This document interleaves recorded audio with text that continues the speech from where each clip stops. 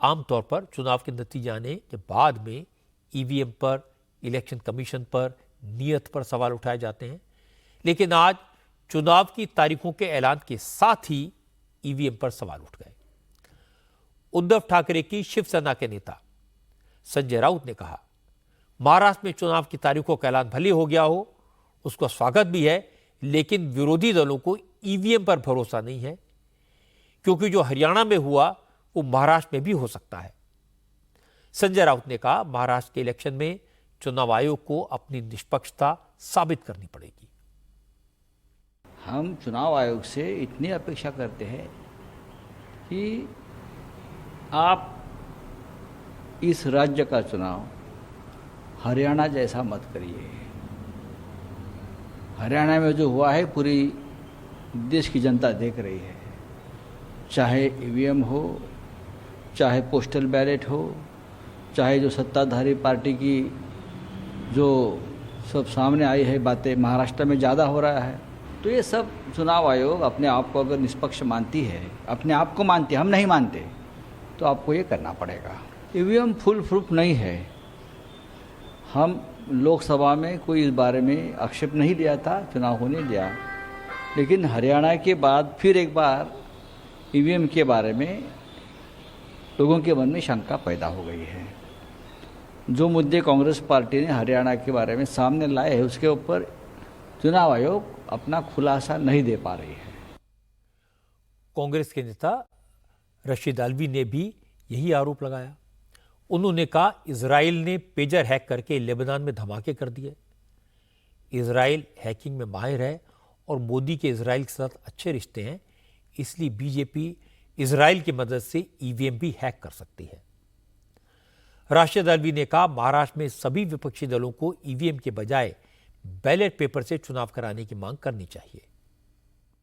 देखिए, महाराष्ट्र के अंदर अगर फ्री एंड फेयर इलेक्शन होता है, जिसकी उम्मीद मुझे बहुत कम, तो भारतीय जनता पार्टी का सफाया हो जाएगा। लेकिन आज बड़ा सवाल है कि इलेक्शन कमीशन किस तरह चुनाव कराता है। ईवीएम की मशीनों पर भी शक और शुबा है, खिलवाड़ होता है उनके साथ, इसलिए कुछ नहीं कहा जा सकता कि महाराष्ट्र के अंदर क्या होगा। मेरा कहना है कि अगर इजराइल 600 किलोमीटर दूर से घर बैठे बैठे पेजर और वॉकी टॉकी के जरिए लोगों को मार सकता है, तो ईवीएम की तो कोई औकात ही नहीं है।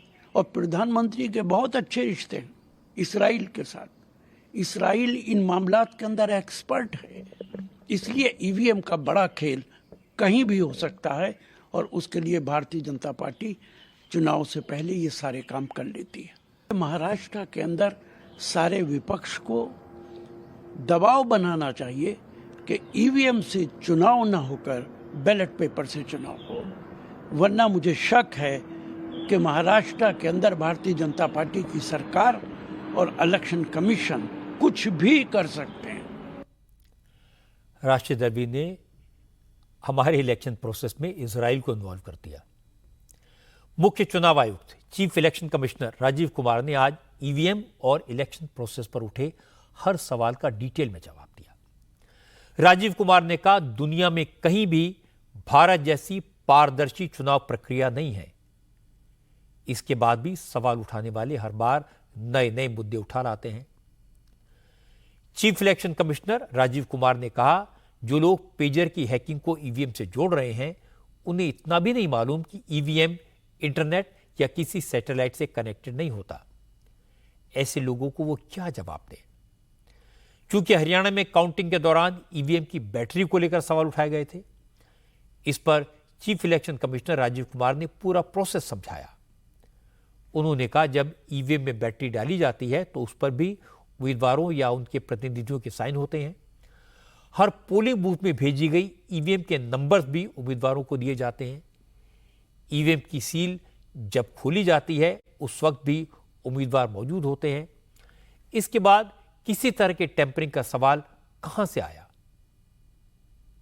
आप पिछले 15-20 इलेक्शंस देख लीजिए, it is giving results after results differently. जहां मतलब ऐसा नहीं हो सकता कि जब पसंद का रिजल्ट ना आए तभी गलत है, ऐसा नहीं हो सकता। ये एक सिंगल यूज बैटरी है, जब ये पड़ेगी तो 5, 6, 7 दिन के लिए इस्तेमाल होगी। इसकी जैसे आपके कैलकुलेटर में बैटरी है, I mean it is not mobile का बैटरी जो एवरीथिंग चार्ज होगी, it is like calculator battery 5 साल तक चलती रहेगी। जब शुरू हुई तो मान लिया वो 100% थी, और वो धीरे धीरे धीरे धीरे धीरे धीरे यूज डिसयूज, कितना एक्सटेंसिव यूज, कितना ग्राफ किया, सबसे यूज होती रहेगी 10 साल के बाद तक, 5 साल तक। इसमें हर समय पर पॉलिटिकल पार्टी या उस कैंडिडेट या उसका एजेंट मौजूद रहते हैं। बहुत जरूरी है समझना, वोटिंग से करीब करीब 5 या 6 दिन पहले कमीशनिंग होती है। 5-6 दिन पहले उस दिन मशीन में सिंबल पड़ते हैं। तो अब मशीन में अभी तक नई बैटरी उस दिन एक डाली जाती है और सील करके उस बैटरी पे भी कैंडिडेट के एजेंट्स के दस्तखत होते हैं। छोड़िए, मशीन पे तो होंगे ही होंगे। राजीव कुमार ने बड़े प्यार से सारी बात समझा दी। जो लोग चुनाव से पहले ईवीएम पर सवाल उठा रहे हैं, उन्हें बहुत सारे सवालों के जवाब देने होंगे। क्या लोकसभा चुनाव में ईवीएम ठीक था और हरियाणा में हैक हो गया? क्या कर्नाटक और हिमाचल में ईवीएम ने ठीक काम किया और मध्य प्रदेश और छत्तीसगढ़ में गड़बड़ कर दी? ऐसी बातों पर कौन यकीन करेगा?